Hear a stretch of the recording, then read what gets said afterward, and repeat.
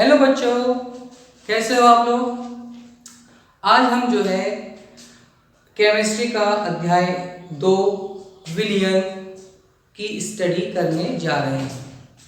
अध्याय 2 जो विलयन है उसके अंदर जो है बहुत सारे जो है न्यूमेरिकल को भी सॉल्व करना है। ठीक है, फर्स्ट ऑफ ऑल हम बात करेंगे इसके अंदर विलयन क्या होता है।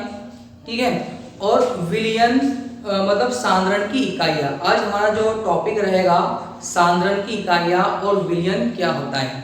तो हम बात कर सकते हैं कि विलयन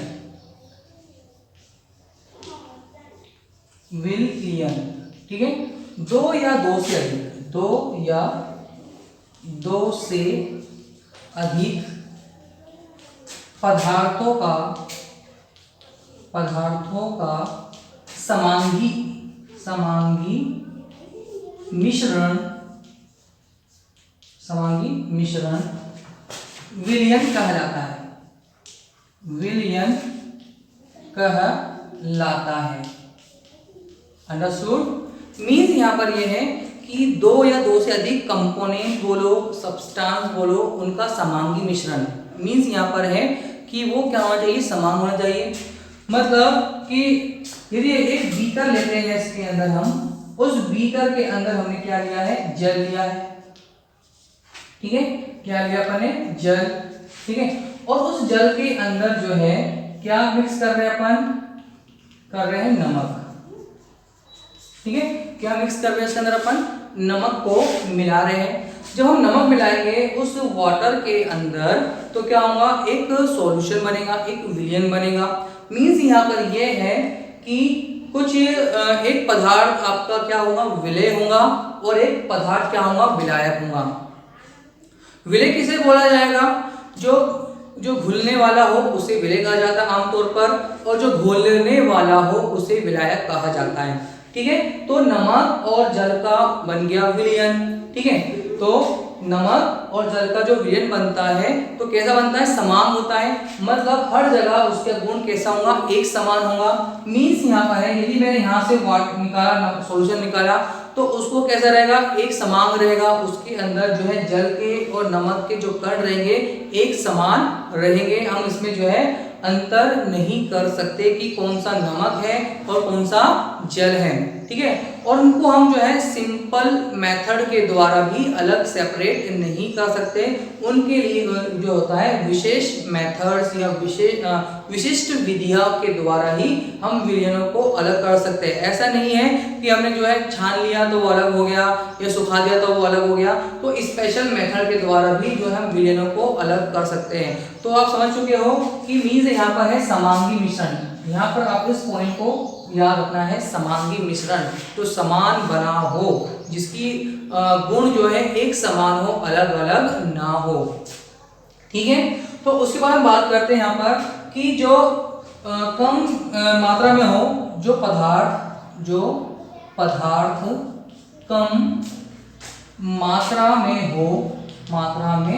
हो उसे विलय कहते हैं, उसे विलय कहा जाता है, कहते हैं। और जो अधिक मात्रा में हो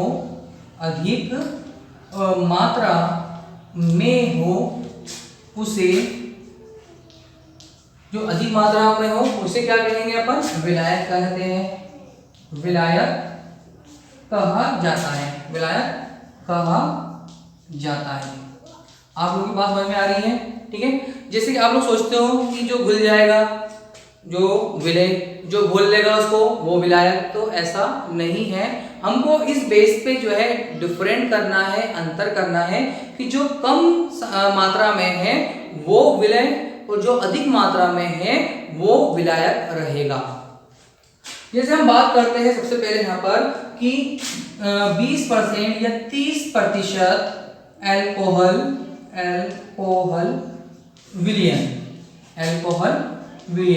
मीन्स यहाँ पर यह है कि इसमें जो है 30 ग्राम अल्कोहल रहेगा प्लस 70 ग्राम जल रहेगा। मीन्स यहाँ पर यह है कि इनमें से जो कौन विलय है और कौन विलायक रहेगा, तो ये बन जाएगा विलय और ये बन जाएगा विलायक। मतलब जल जो है विलायक का काम करेगा और जो अल्कोहल है वो विलय का कार्य करेगा। लेकिन इस केस में 70% अल्कोहल विलयन मीन्स यहाँ पर यह है कि 70 ग्राम अल्कोहल प्लस 30 ग्राम जल।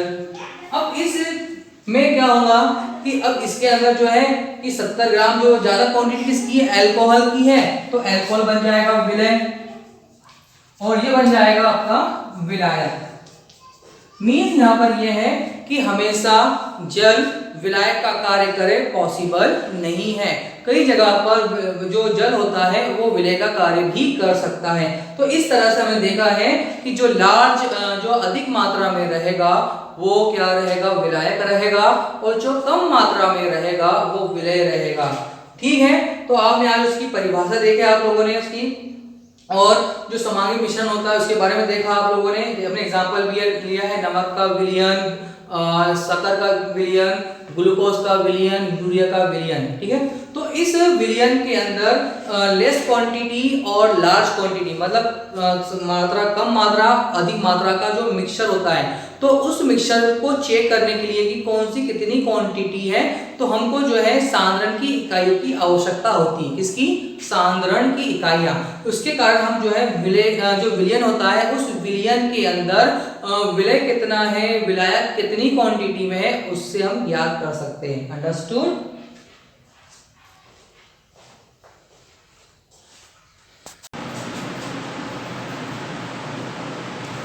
बच्चों अगला आपका टॉपिक जो है सांद्रण की इकाइयां दी गई है। सांद्रण की इकाइयां। अब सांद्रण की इकाइयों की आवश्यकता क्यों पड़ती है? अभी बता चुका हूं आप लोगों में कि जब आपका विलयन बना होता है उस विलयन के अंदर विलय होता है और विलायक होता है। तो विलय कितनी मात्रा में है और विलायक कितनी मात्रा में है, उनकी जो है मात्रा को ज्ञात करने के लिए हमको एक ऐसी इकाई की आवश्यकता होती है जो हमको निश्चित मात्रा में बता सके कि इसमें इतना विलय मिला है और इतना विलायक मिला है और उसकी सांद्रता इतनी है। तो हमको जो है सांद्रण की इकाइयों की आवश्यकता होती है। आओ सीखें सांद्रण की इकाइयाँ कैसी होती हैं, कितनी होती हैं। ठीक है, तो सांद्रण की इकाइयों को मतलब जो है स्टडी करने के लिए आसानी से उसके लिए दो प्रकार में डिवाइड कर सकते हैं अपन। तो पहला कौन सा है, हम बात कर सकते हैं सांद्रण की इकाइयों को दो भागों में विभाजित कर रहे हैं। तो एक होता है आयतन,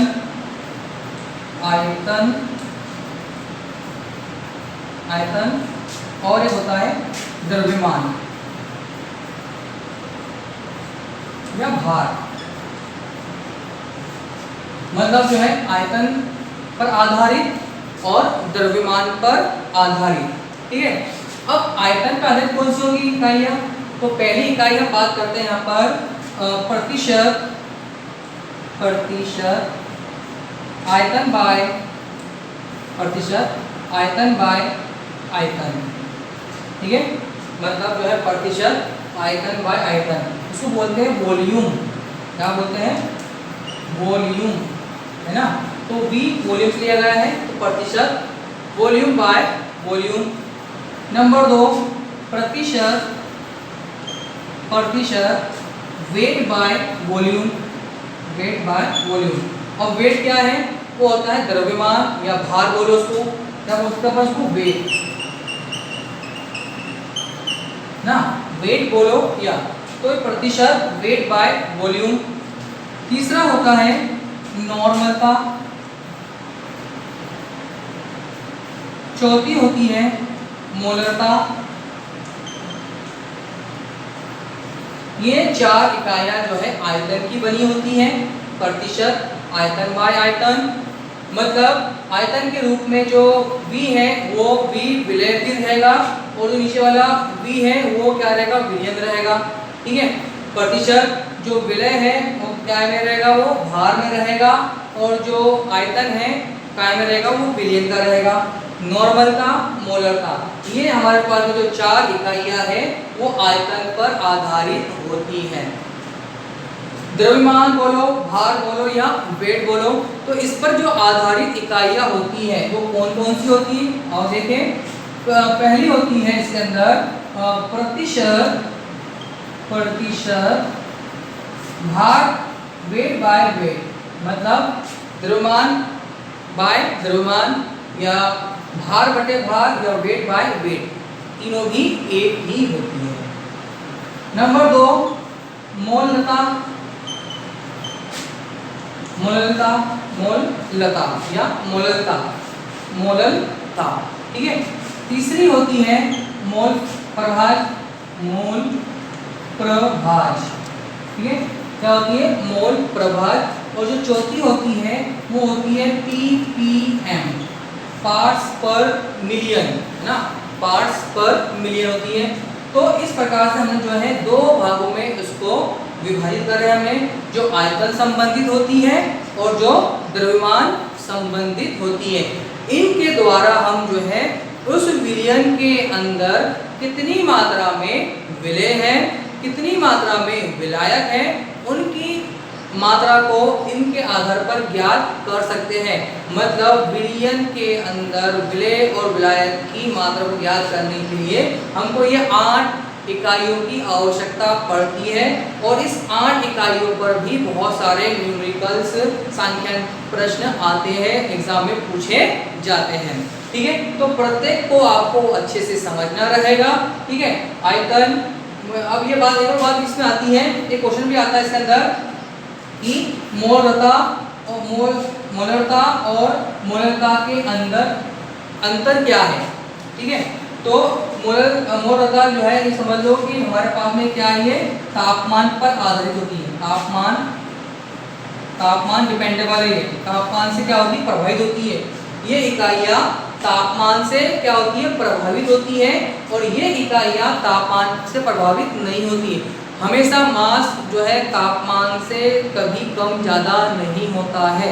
अब फॉर एग्जांपल, यदि आपका वजन जो है 50 किलो का है और उसके ऊपर ही तापमान दे रहे हो, आपके वजन की आपके ऊपर तापमान दे रहे हो, तो आप 50 किलो से क्या 49 हो जाओगे? आप नहीं, आपके द्रव्यमान में कोई भी परिवर्तन नहीं आएगा। लेकिन आयतन के अंदर जो है तापमान बढ़ाने से परिवर्तन होता है, कम हो जाता है, और तापमान कम होने से आयतन बढ़ जाता है, एक्सपेंशंस और कॉन्ट्रैक्शंस होता है।